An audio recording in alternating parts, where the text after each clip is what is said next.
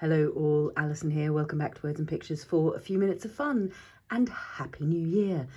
Around this time of year, for some reason, I always seem to get drawn to rustiness and coppery patinas if you're in the US.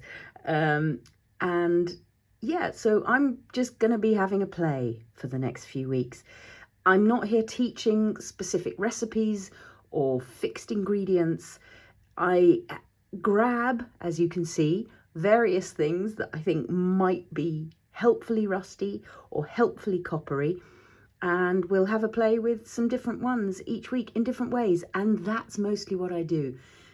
There are a couple of times when I just know that I can grab X, Y, and Z and I can go for a good journey. But much more fun to me is digging out some things, and I've done that here, that you maybe haven't played with for a while, and seeing how they'll join in. So it's absolutely not about saying you need this, this, and this to make rust. Very much not. It's about having a look in your stash and then having a play, which is what I'm going to be doing. I quite often like playing through stencils because I find they give me, interesting textures to start with. We won't always play through stencils. I've got some mop-up tissue paper here that's already got some blue-green going on, which seems to me like it might be useful coppery wise. So yeah, and I've just got my rusty wire out for inspiration really, and a washer that I picked up in the street, as I am wont to do whenever I see something of that sort. So yeah, there are distress products, there are paper artsy paints, there's some deco art stuff, there are various embossing powders by Ranger, also by Emerald Creek, the amazing Seth Apter powders. I might be using some die cuts because that's always fun to rust onto. Especially some of Seth's new ones. And yeah, we're going to play over the course of the next few weeks. So it will be a sort of rusty patina series, I guess, and it'll go on for as long as I'm having fun.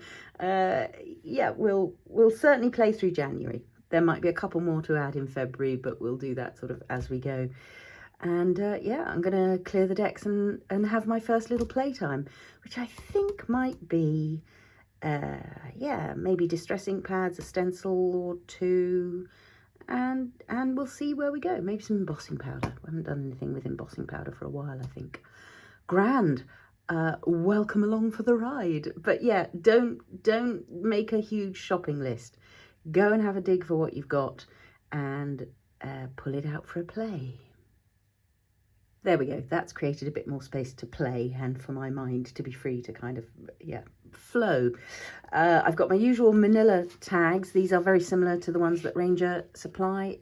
I used to get them from a wonderful UK stockist in bulk. No longer in business, sadly. I've also cut some from my usual cheapy watercolour paper. So there are some different surfaces to play on. As I say, we may stick some tissue paper on at some point. Let's just kick off with maybe some ink blending, because that's always a good way to start the new year, isn't it? Let's see. I think what I might do is use some resist embossing. So I'm going to go with this in here. I've got some clear embossing powder on the way, and I'm going to go for a sort of rustiness in these, and then maybe flip. So if you haven't seen the stencil flipping episode, I'll try and remember to link that down below. Gonna start off with maybe some old classics, vintage photo through here, but then I might build other colours as I go, so that I've got varying colours building through here.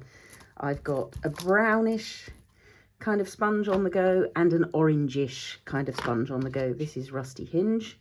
Maybe if I keep the lids next to the colours, I stand an outside chance of remembering what I've got. So that's Rusty Hinge. Obviously, when I'm not changing my sponge completely, there's going to be sort of shifting colours as I pick up different colours on here.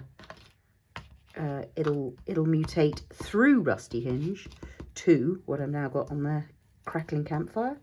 And then I'm going to go back in and just put a bit of that Crackling Campfire over the vintage photo as well. Back to the vintage photo. That I will try to do is switch back to the brown sponge when I remember from the orange sponge, and I might go for something a little darker in the mix as well. There's some walnut stain here. That doesn't need a new sponge. That's very good on there. And we could even take ourselves into some of the darks of scorched timber if I grab it. Yeah, I do think I want a bit more kind of oomph from this. I'm going relatively speedily. Distress inks will hold their moisture for quite some time. Oh, see, I just put that straight in the Crackling Campfire. Genius. Distress inks will hold their moisture for quite some time, as anybody who's seen me doing embossing and forgetting to dry the ink first will know. But you still don't want to hang around too much if you're going to apply embossing powder to them in the long run, because the embossing powder needs that moisture to stick to. I think that's probably good enough for a first go. Let's have a look at that. Great. So, as always, I've started out without any paper to pack to embossing powder. So this is going to be clear embossing powder going over this rustiness. That's quite thick embossing powder. I think it's known as it's the Wow Ultra High, they call it. I've seen them called Braille. I've seen them called super thick. Ultra thick embossing powder, UT. When I kicked off this crafting journey, it used to be everywhere.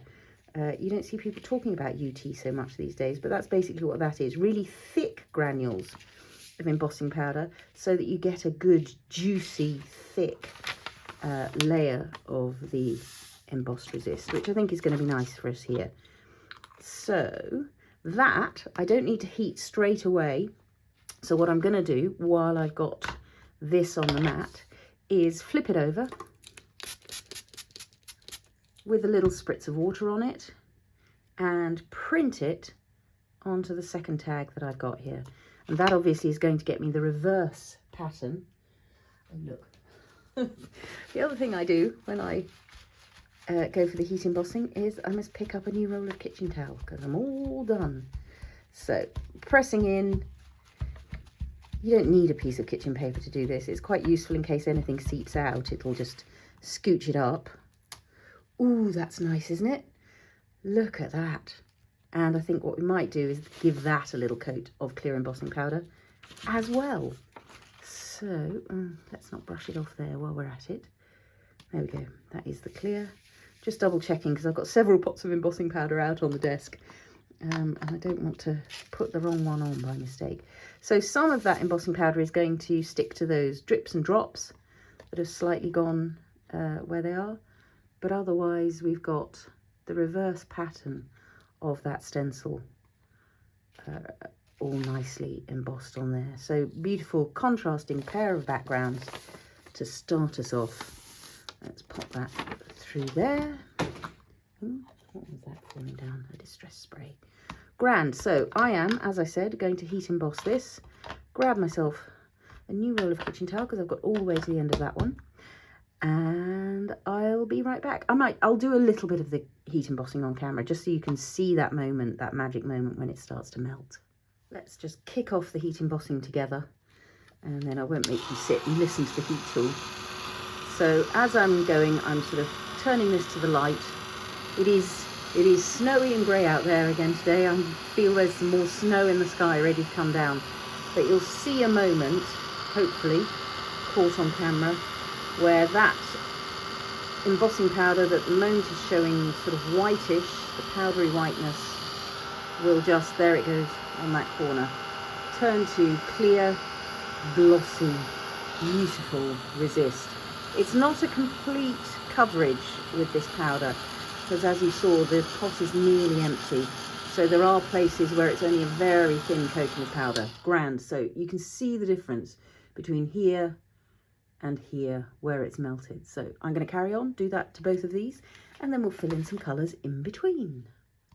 Here are our embossed tags. I hope you can see the glossy shine of that. Something really interesting happened on this one, where those large granules of powder have sort of turned into little globules, a very uneven coverage. So I'm really curious to see what happens when we start inking over that, how full the coverage really is. this is quite a slick surfaced tag. If you've got really heavy duty sort of rough absorbent paper, it is possible to go too far with heat embossing, and you'll see your powder sort of starting to re-sink into the paper, and at that point it won't be a very effective resist. But I think we've got a reasonable start there.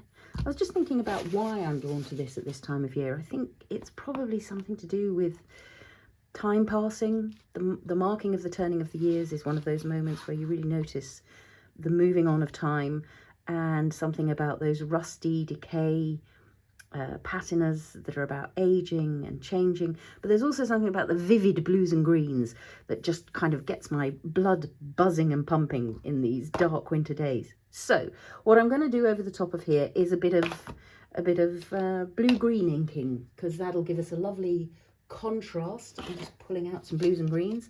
Got the Salvaged Patina on the desk already. I think we might want a bit of peeled paint, maybe some broken china. Again, there's not a fixed recipe for me here. I've got some oxides hanging around as well, because they'll give me a lovely contrast with that chalkiness. And as I'm inking around this embossed resist, I think I also want maybe a tag on standby to just do a tag or two to do some blue-green embossing. So you can also start at the blue-green end of things, but we're going to stick to ink and embossing powder today. So I've got a couple of sponges. This one can become greenish and this one can stay bluish. Let's have a go.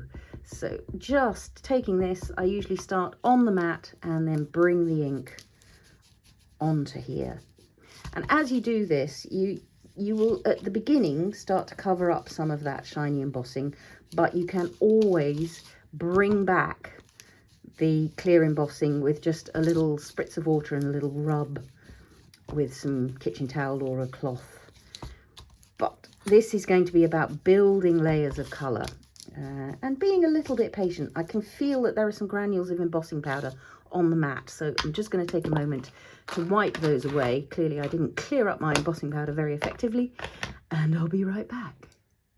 So here's the thing, because I'm playing and experimenting, I want lots of options available, so that if something is going well, I can really do some more of that on something else. And if I hate one of them, which is pretty rare to be honest, then I've got other options to revert to. So this will be some other tags that are just going to give us another embossing powder option in a minute. But since I'm inking and blending, I might as well do it while I can. So you can see as soon as I add a second layer, that really intensifies the colour. While you're working with distress ink, as opposed to distress oxide, the inks are translucent. So you are going to be able to, for instance, as I'm about to do now, layer one colour over another, and you'll create beautiful variations of colour. So if I go straight in with just the Salvaged Patina, that's a gorgeous, vivid turquoise. But if I bring that over some of this green, that gets me a sort of blue-green in between the olivey acid of peeled paint.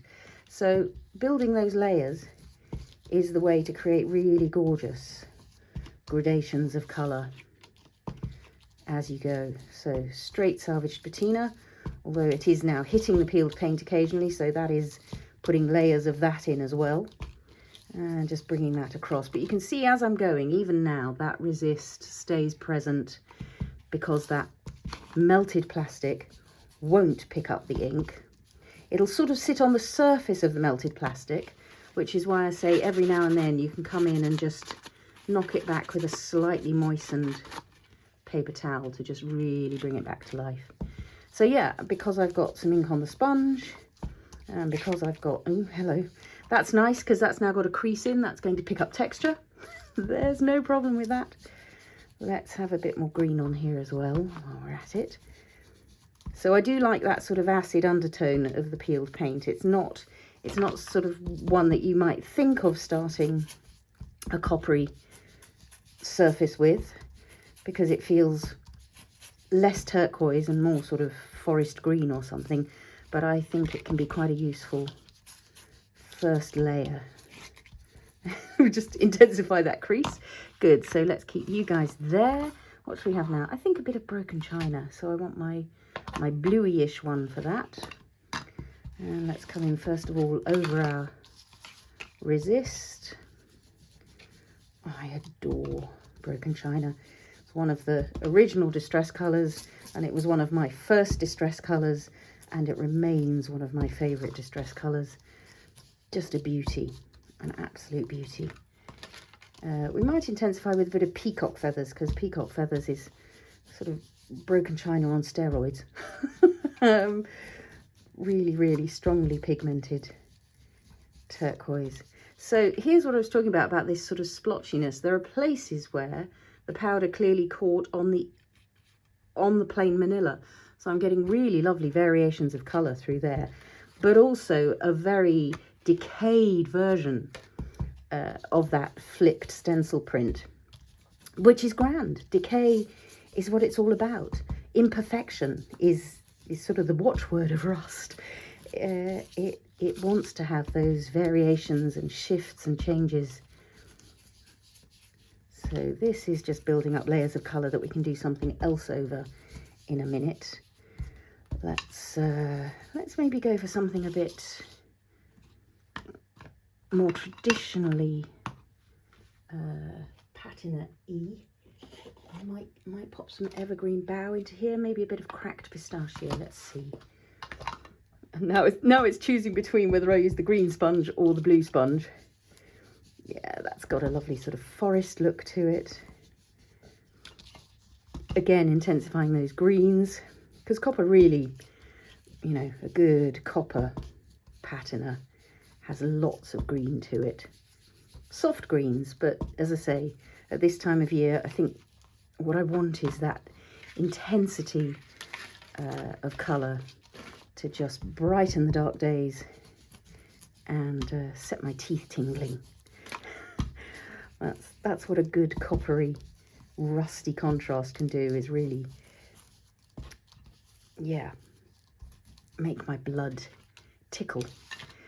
I do want a little bit of something through the middle here, so let's start that with the evergreen bough. Grand, and now maybe I'll just pop the lids on these temporarily. This is a much drier climate than I used to live in. The southeast of the UK it was a very wet sort of place, but here, even in snowy conditions, there is a dryness, partly because we're at a slight altitude. But if you live in a very dry area, then yeah, replacing lids onto paint and glue and other mediums is quite important to help with them not drying out. Okay, sort of starting to be happy with what's going on here. I do want to intensify the turquoisey-ness a little bit, so I'm going to come in, as I said, with some peacock feathers. It's got a slightly greener hint than the broken china, so it might not be quite what I'm after, but let's see what we get. What I might have to do is head in with some more of the salvaged patina. Either way, you all understand what I'm talking about. So just, again, building depth of colour. And as I say, peacock feathers is nicely strongly pigmented, so that's going to give me a lovely depth of colour in all those places. Grand. Now, one of the great joys, let's pop a bit more of this through while I'm talking about joys. One of the great joys of the difference between translucent distress inks and the chalky opacity of a distress oxide is the contrast that gives you when you use them together. That's the real, for me, pleasure of what happened when the distress oxides arrived, is that you can have the glow of the translucent inks, but then you get to contrast them with some of this chalky opacity. So my first port of call, look at that, inky fingers, always the sign of a good time. A little bit of spritz and flick. There is also a whole spritz and flick video, so if you want to have a closer look at the spritz and flick technique and the joy of the textures it can give you, I will link that as well. Oh, I'm going to have to pay attention to this. So spritz and flick and stencil flipping. That's what I've got to add. So you can see just by lifting away a bit of ink colour, we're already building a little bit of interesting texture on those. Grand. You don't have to do it with your fingertips. If you've got a wet paintbrush, you can flick on a bit of texture like that. Same thing. Give it a moment to interact with the ink and lift it up. There we go. And you can see that's picking up some ink onto that paper towel. You can keep this, might become something later on. And then what I'm going to do is I'm going to put a little bit of, this is Salvaged Patina Distress Oxide. This is Tumbled Glass Oxide. So these have a chalky opacity when they get mixed with water. And then I'm just going to use the brush again to flick some of that directly onto these tags. So what that's going to get me is a sort of contrasting chalkiness against my translucent background. It's most apparent once it's dry. I think I want something a little more strongly visible, so I think I'm going to do some peacock feathers. That's going to give us a really full-on chalkiness. Oh, I should keep that out so I remember to list it later in the ingredients below the video, which will happen.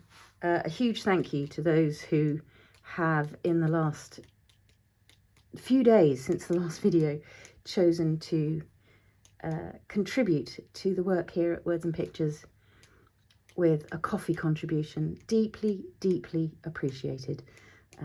It's kicked off my new year with a big smile on my face to know how many of you are appreciating the work that goes on here. Thank you as well for the lovely comments that went along with those contributions. What a joy. Good, so I'm just going to let those sit for a little bit. Something really interesting about this one, isn't there? I quite want to intensify some of that rustiness.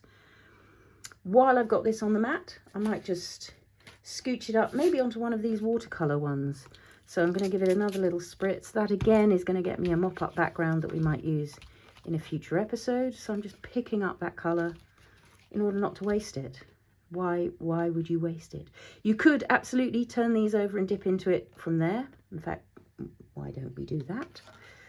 Let's pop a bit of this here and maybe here. And then when I've sort of made the most of it, I will then give it a little mop up. So you can see already the coppery patina on that one is really quite tasty. Let's let that just sit for a moment. A little bit of extra water applied to these distress oxides will increase the chalkiness. So it's about playing. It's about playing with letting these inks do the amazing things they're designed to do. So the splotchiness that is building in there, the chalkiness compared to the glow of the inks is really tasty. Just little flicks, and this is all just with a few ink pads. And you don't need all the colours I've used just now, obviously. You can build, the whole point is you can mix and blend colours to get yourself, oh, look how that's developing. So it is also important not always to go with a heat tool immediately, but let the ink move. And by manipulating where the tag is in space, I can create beautiful drippy patterns. Shift what's going on. Just going to let that one run down. Go on, off you go. A little bit of help. Another little beauty there. And I've always got the kitchen towel or a cloth available so that if something is sort of too much, there you can, I hope you can see the difference between that chalky finish. Even while it's still wet, you can see that chalkiness developing. And in there, grand. So yeah, there's some really nice stuff going on in the contrast again between the chalky oxides and that shiny emboss resist. I might pop a little bit of gentle spritzing onto here just to again pick up some colour in that background, but then also to bring that resist right back into the foreground. Just polishing it up so that it's back catching the light. Because some rust really does have a glint in the sunlight. Rust can be a dull look if it's developing on certain metals, but some rust has a really glinting sheen to it. Grand. I think now I'm going to just do a little knock back, and I'm going to have another little go with the heat tool and come back and add a bit of rustiness to these two. These two for now are fine, doing a bit more drying on their own. These two I wanted to make sure I've got completely dry. I'm hoping I'm there, so that I can now put some ink over these and add, well, this is Ranger Antiquities Embossing Rust. This was an Antiquities line. I'm not sure this is still available, but there are powders everywhere. Go searching. Anything sort of browny, orangey, you can make work. There used to be fabulous distress embossing powders, where the vintage photo was a perfect sort of rusty look. The current distress embossing glazes will also give you a gorgeous result, a shiny result. I'm going to have a little play with this one because I've hardly played with it at all. I got it years ago, and so what I'm going to do is maybe not a full coverage of this stencil, but some flourishes running through here. I'm using the vintage photo again because I'm putting what I think is a pretty opaque embossing powder over this. It really doesn't matter what colour ink I use at this point. It's going to stick to the moisture and become, excuse me, opaque in any case. So the inky colour underneath shouldn't have that much impact on what's going on. If you're using the distress embossing glazes, they are translucent. So the colour of ink you put under them does make a difference. That's rather nice already. I mean, that's already a good rusty effect, just with the vintage photo embossing ink. No, vintage photo distress ink. It's because I'm waving embossing powder around, so the word in my head is emboss. Now, I don't want a sort of perfect finish on this, so I'm going to scuff it up a little bit with a fairly stiff bristled brush. Doesn't have to be stiff bristled, but that helps. Just so that it's not quite as solid. So I think what I'm after again are those sort of decayed moments where the rust is slightly going wrong, if you like, or not creating full coverage. So a little flick will just clear that excess powder that I've knocked back. Because, as I say, I already liked the surface of the vintage photo. There are places where there's no powder at all, and that's deliberate on my part in terms of playing with what's going on. And I am playing here. I honestly, I have never used this precise color combination of colors before. I've never used this precise combination of ingredients before. This is playtime. It's not about following a set recipe. Although once you come up with something you like, by all means make a note of it so that you can return to it. I'm going to, actually I might get something onto this one as well and then do all the drying together. Why not? So my thought for this side is that I want this gorgeous ornate stencil, but I want the ornate bit as my rust, not the in-between bit. So I'm going to take this mop-up tag, which we fortuitously have to hand. Again, it doesn't matter what colour ink I use through this for this print, so I can choose what colour I want through here. And I think I'm going to go for a combination of the greens again, because that was all fairly pleasurable, greens and turquoises, to just layer up some more colour over this that we've already picked up. And what I'm mostly doing here is inking up the stencil to make a print. That's what I'm most interested in. So what I want are some juicy inks that are going to leave plenty of ink on here for when I flip over for my print. So this is, again, a side effect, what's going on here. And so I'm not particularly bothered, that's the other thing, not particularly bothered about having this be a perfect inking. If this moves and shifts a little bit so that it's slightly fuzzy, I think I'm probably fine with that for the purposes of what I'm doing. What I do want to make sure is that I've got ink pretty much everywhere. I don't know if you can hear this. It's going on slightly differently because I've got the watercolour paper as opposed to the full-on. It's such a brilliant stencil. I love it to bits. Let's just try and replace it fairly accurately and put in maybe a layer of the peacock feathers because that's nice and juicy. So that'll give me plenty of ink on the surface of the stencil that I can then do the printing with. I'm really enjoying the peeled paint through there. There's something about peeled paint today, and when something sort of calls out to you like that, when your heart goes, oh, that's making me happy, follow it. There's something about peeled paint today that is catching fire for me. That's what my heart wants, and so that's what I'll do. Grand. So that's already got us a nice background to play with, maybe in a future episode, maybe today. But what I really want, as I say, let's not knock that powder off, we haven't done anything with it yet, is something I can print onto this surface. So a light spritz of water just to reactivate that ink. And again, it's going to get me a slight blur on the image, and I'm fine with that. Let's just make sure I've got water everywhere though. Although again, if there are moments where the rusty ironwork, which is what I'm sort of thinking of this being, although there's actually a stencil called ironwork as well, maybe we'll use that in the next episode somehow. I really want that ironwork to be present, but if there are places where it's already crumbling because it's so rusty, that could also be quite fun. So at the moment you can probably see some of that stencil visible. Let's get some embossing powder on it. No, that should be fine. This is the tag I dried. Focus. This is the one that's wet at the moment. I just had one of those panic moments of thinking, oh, my background's not dry. But hopefully my background is dry. It was for that one. Okay, so we've got exactly what I was hoping for. A sort of distressed, decayed version of that print.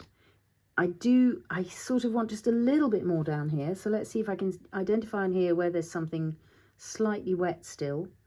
And I might even go just not for stencil pattern, but just a little inky splotch there. Inky watery splotch that will or should pick up some of that moisture. There we go, round that corner. I just didn't want a completely unrusted area. Let's just flick some more across there and see if we can pick up a bit more. There we go. So you can see there's sort of bits of that ironwork and bits of that scrolling. If I choose to add a bit more later, I absolutely can. But for now, I think what I'm going to do is dry these and see how this powder changes as it melts, because they do change appearance. You saw it with the clear powder. It's not clear before it's melted. It's clear after it's melted.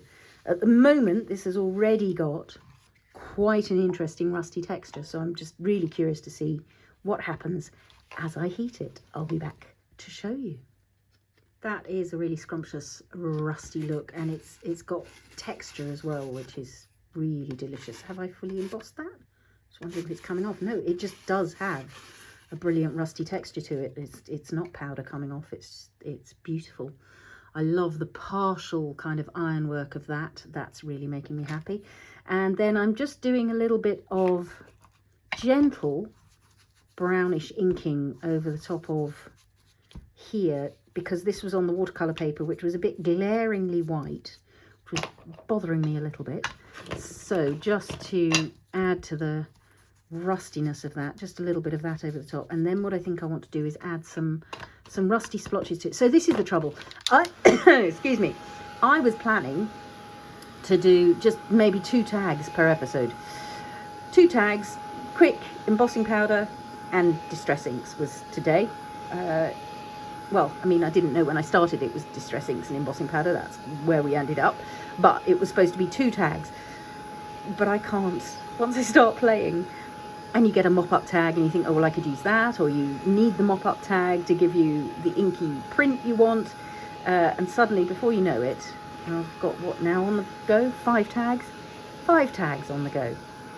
Grand. So to this, I want to add a bit of splotchy rustiness. So there's a couple of splotchy stencils here. Speckles is great.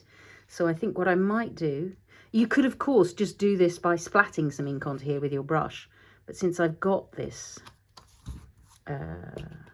stencil, I might as well use it. I bought it.